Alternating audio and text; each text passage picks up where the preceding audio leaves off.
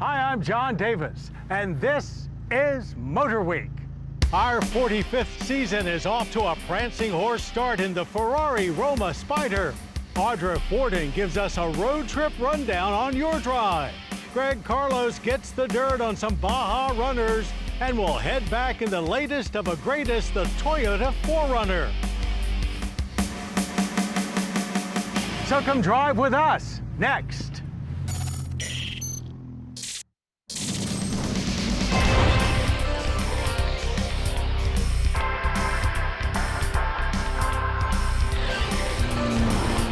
MotorWeek, 45 years steering you in the right direction. MotorWeek is proudly sponsored by Auto Value and Bumper to Bumper, a nationwide network of stores and shops providing major brand auto and truck parts and service from coast to coast and in your local community. Service is the difference. We get it. Learn more at autovalue.com and bumpertobumper.com. We're Tire Rack. We test tires and share our results. We stock over 1 million tires. We offer multiple installation options. We do this because we believe tires matter. TireRack.com. Well, hello and welcome to the start of the 45th season of MotorWeek. We're glad to have you with us. The early 2000s were an interesting time by all accounts, so you can be forgiven if you missed the arrival of Ferrari's Roma Grand Touring Coupe. It took quite a few years for things to get back to normal, and also a few years for a Spider version of the Roma to arrive. Well, it's never too late for seat time in a Ferrari, so join us as we get caught up in Ferrari's latest drop-top stunner.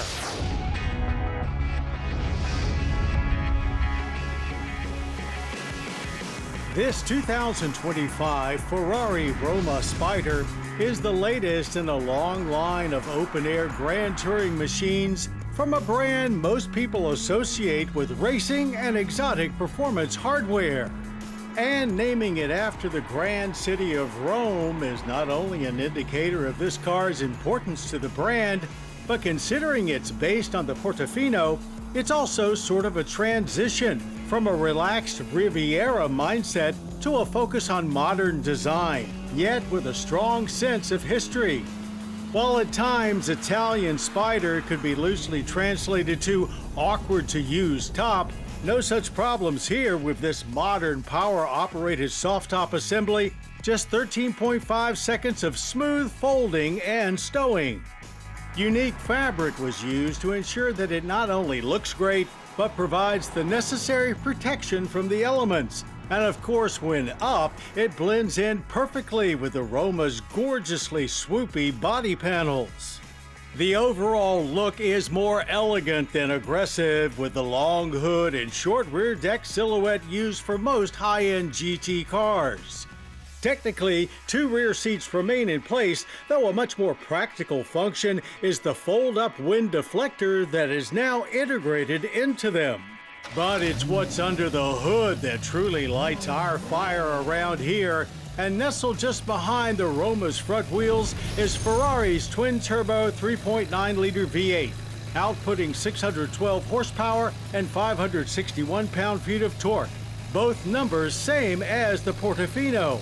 And likewise, it powers strictly the rear wheels through an 8-speed dual-clutch automatic transmission.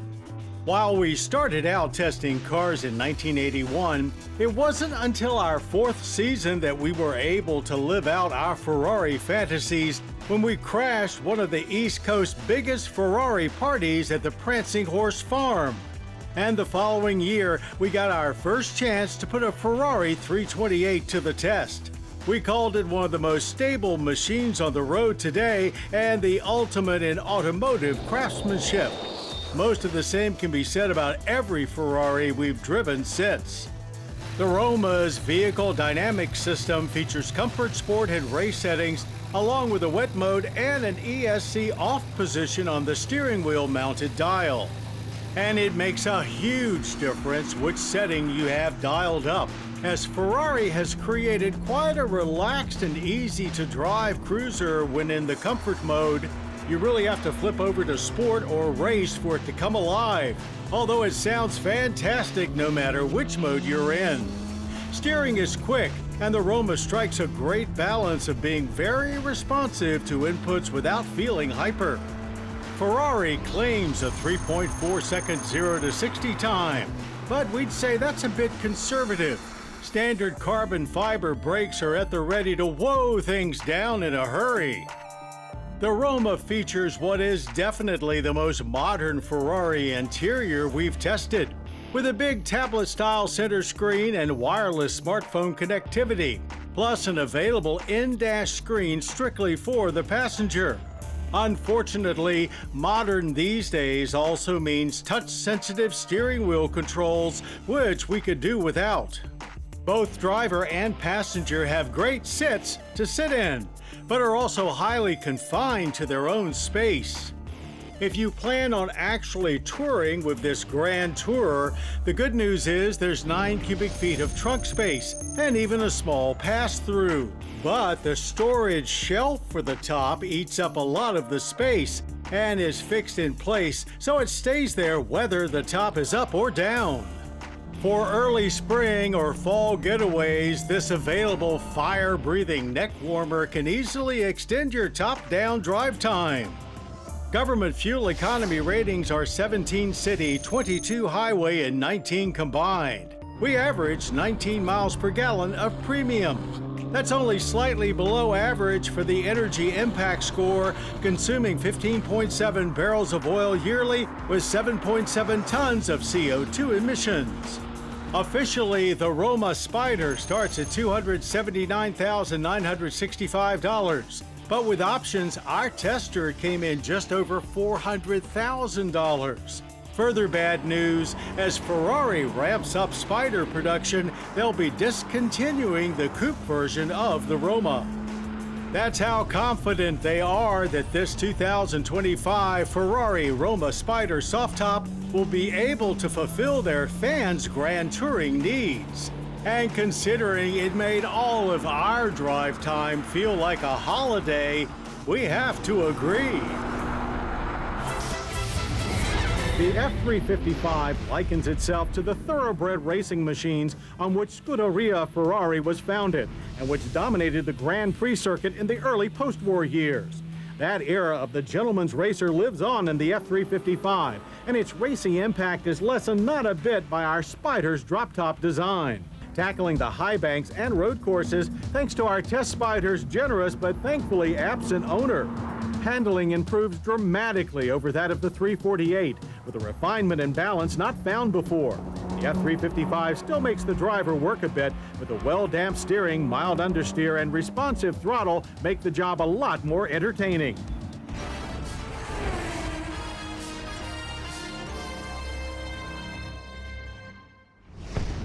As tough as it is for young adults to break into the automotive industry, there are quite a few points of entry. Going to college to study engineering, design, or even journalism are all avenues that can lead to automotive jobs. But this week, our over-the-edge guy, Greg Carlos, shows us a much more exciting, albeit rigorous path.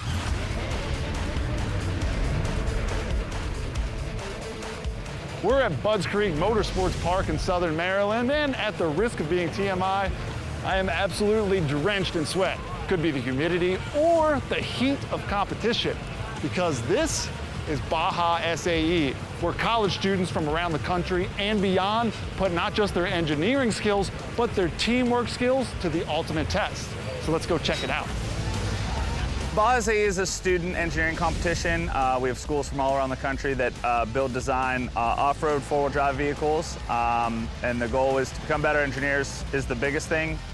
Each year, SAE International holds 3 Baja events around the U.S. Upon registration in October, teams must purchase a Relco 429cc gas engine. From there, it's entirely on the students to design and build a competition-ready vehicle that they will eventually beat the crap out of. We have a pretty extensive rule book that they have to follow in the build of their car. We have the ability for them to ask questions throughout the year to our techs. And many of the techs are Baja SAE alumni, giving back to the program that launched their careers. I started with Baja back in '97 as a student. I competed for 4 years. After I graduated from RIT, I moved on to Honda, worked for Honda, and took over the technical inspection. So we're looking for compliance to the rules, and we're also looking to make sure that safety, that the cars are going to be able to go out there, compete for 4 hours, and make sure we have a safe event.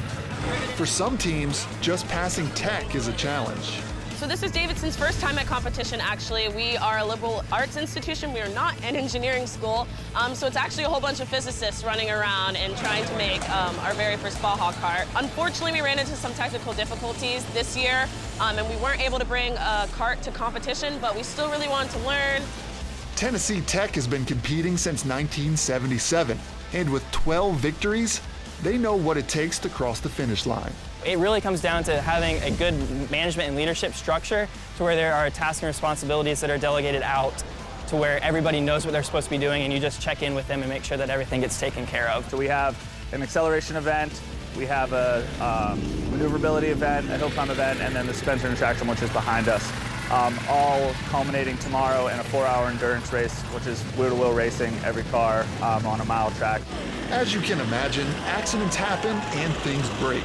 But these young men and women can fix just about anything. Still, it always helps to have someone with experience looking out for you. So I'm the faculty advisor for the RIT team. I've been doing this 30 years. I like to make sure that the students know I'm their advisor, not their supervisor. So it's really a student-run team. And I always say I offer suggestions, you make decisions. The students are doing everything on the cars. It is a true engineering challenge. And it's not just the engineering, it's the team management, the time management, the communication, right? It's those skills that the real world demands. And when it's chaos, you know, someone has to take charge, someone has to give direction, someone has to be working. So, and our teams are very, very good at that. And some of our sponsors say that when they see Baja SAE on our resume that, you know, that's someone they would give a very, very good look to. 2026 marks Baja SAE's 50th anniversary, and they'll be celebrating throughout the year. Best part is, the events are open to the public, and they're always looking for volunteers. Anyone that hasn't seen Baja, once they see it for the first time in person, they're looking for when our next event's gonna be. I love listening to the kids cheer when they finish an event. It's the best. Whether it's summer vacations or winter family reunions, your car needs to be prepared. So here's Audra Fordin with some tips for the long haul on MotorWeek's Your Drive. Here's some trivia for you.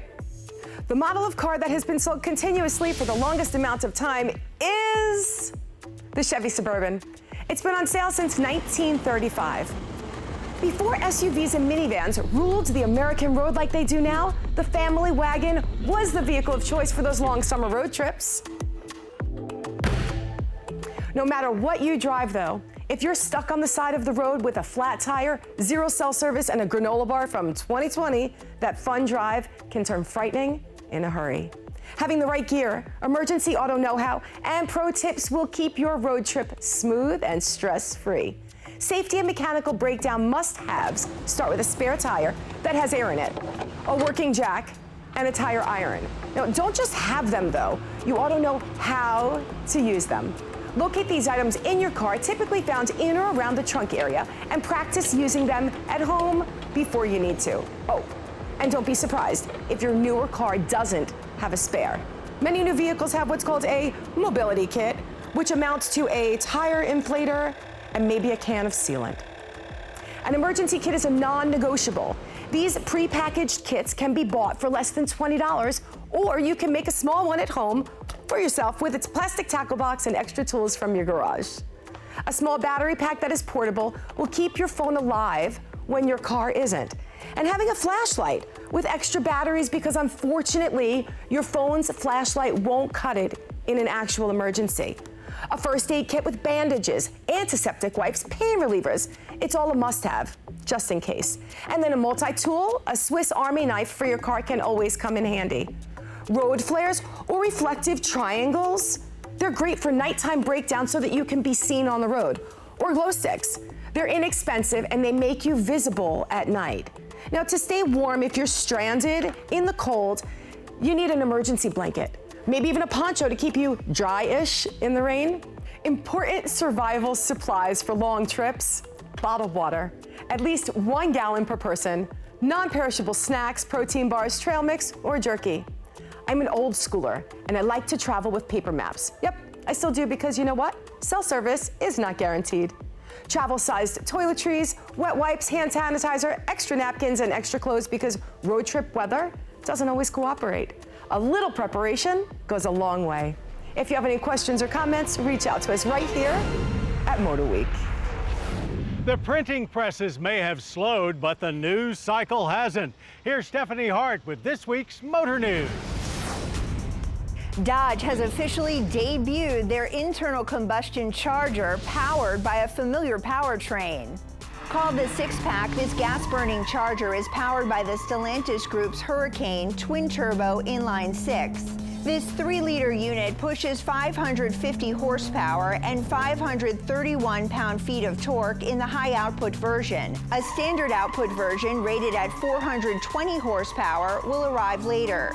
Both six-packs are all-wheel drive standard, with the ability to send 100% of power to the rear wheels, perfect for burnouts.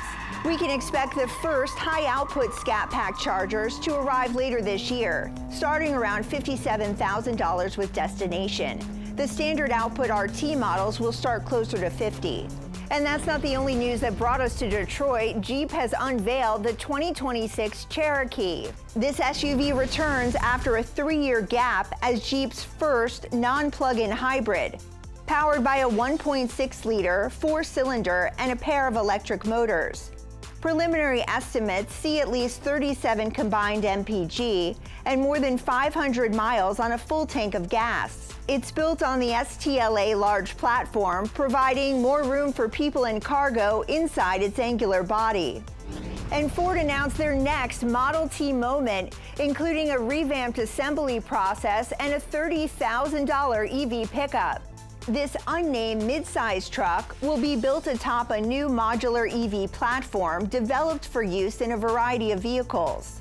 A broader initiative to streamline the assembly process, turning the line into more of a tree with major assemblies that converge near the end. The batteries are assembled here in the States, and new battery chemistry with smaller units will lower cost. The truck will be built at Ford's Kentucky plant, which will see a total $2 billion investment from Ford. And that's it for this week's Motor News.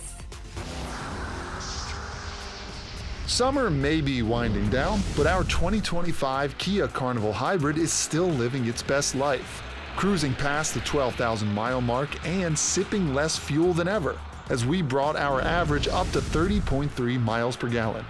The 242 horsepower, 1.6-liter i4-based hybrid powertrain continues to deliver plenty of get up and go, even when packed with people and gear.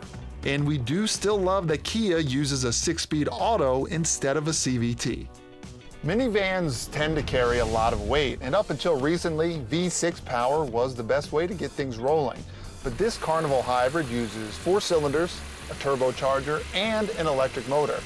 Yeah, it's a more complicated system, and power delivery isn't quite as smooth as it is in a non-turbo V6, but it's hard to complain when we're averaging over 30 miles per gallon on the highway and in the city.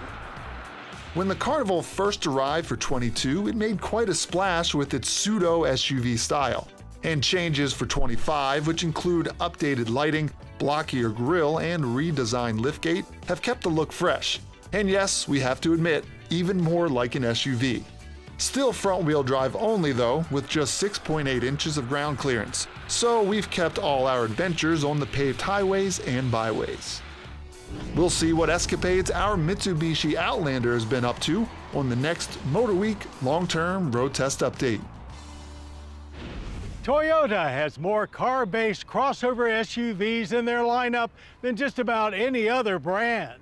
But when it comes to their storied off-road nameplates, it's all about keeping it real. So let's find out what that really means for an all-new 6th-generation 4Runner.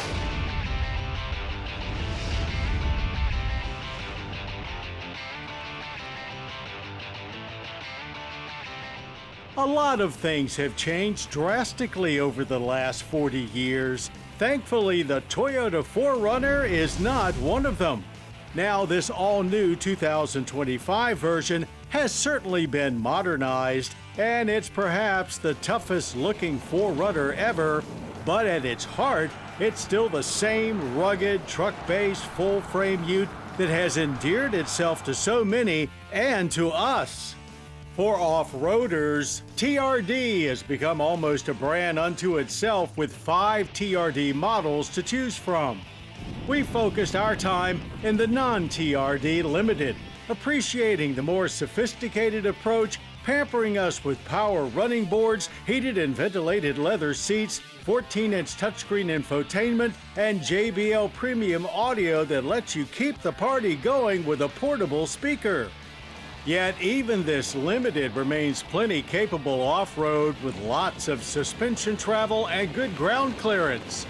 We were limited only by its more street-oriented all-season tires. And despite the rugged image, one of our biggest takeaways was how easy the 4Runner is on you from the moment you get in.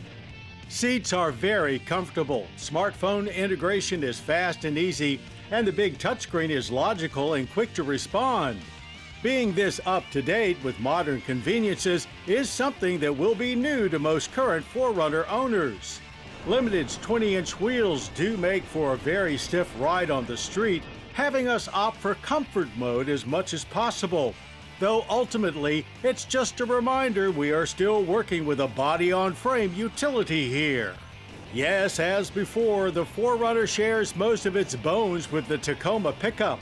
That means it's rocking and rolling on the Tundra's full-size truck frame with a multi-link coil spring rear suspension and double wishbone front with stabilizer bar disconnect in some models. It also has the same 2.4-liter i4 turbo engine under the hood, both in this standard 278 horsepower version with 317 pound-feet of torque and a hybrid assisted i4 Smax with 326 horsepower.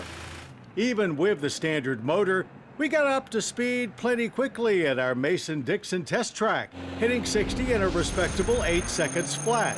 Both power delivery and sound are very truck-like, which is something that can't be said about too many 4-bangers. Shifts in the 8-speed automatic were so seamless we hardly noticed them while completing the quarter mile in 16 seconds at 87 miles per hour. Other than the side mirrors shaking once we got above 70, it was a really smooth and quiet trip down the track. The truck-like feel persisted throughout our handling course, lots of weight transfer and noticeable body roll, but steering was both light and responsive, and it was all very controllable. Again, a surprisingly smooth experience. In braking runs, pedal feel was good, and other than a heavy dose of nosedive, stops were steady and stable, averaging just 101 feet from 60 miles per hour. Heading inside, the original 4Runner was based on Toyota's Hilux pickup, and you could say the interior throws it back as it has become quite Hilux. Limited trim is outfitted with very nice materials, a 12.3-inch digital gauge display, leather seats, and even a heated steering wheel.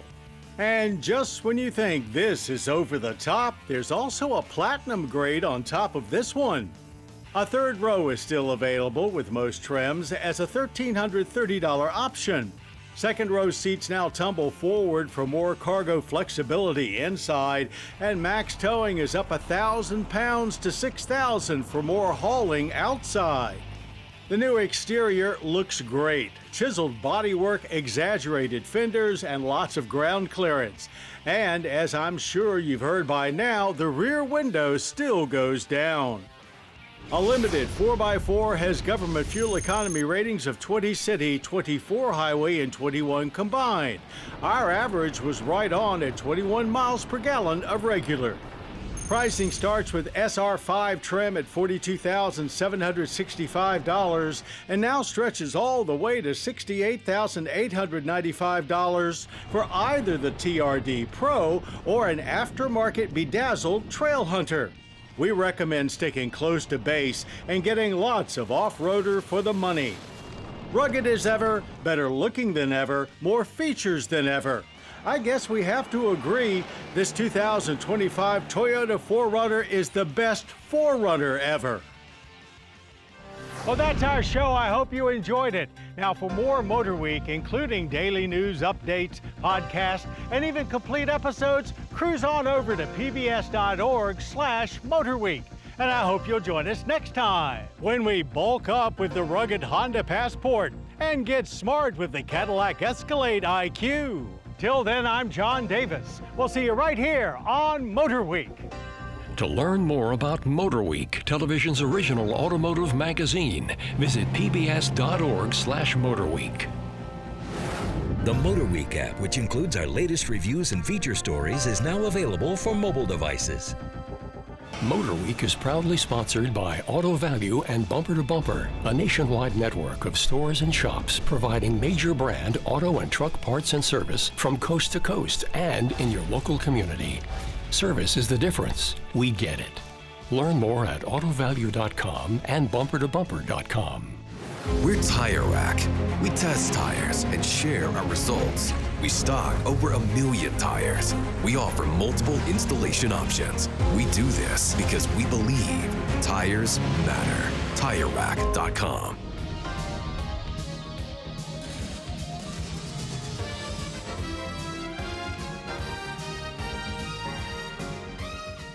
This program was produced by Maryland Public Television, which is solely responsible for its content.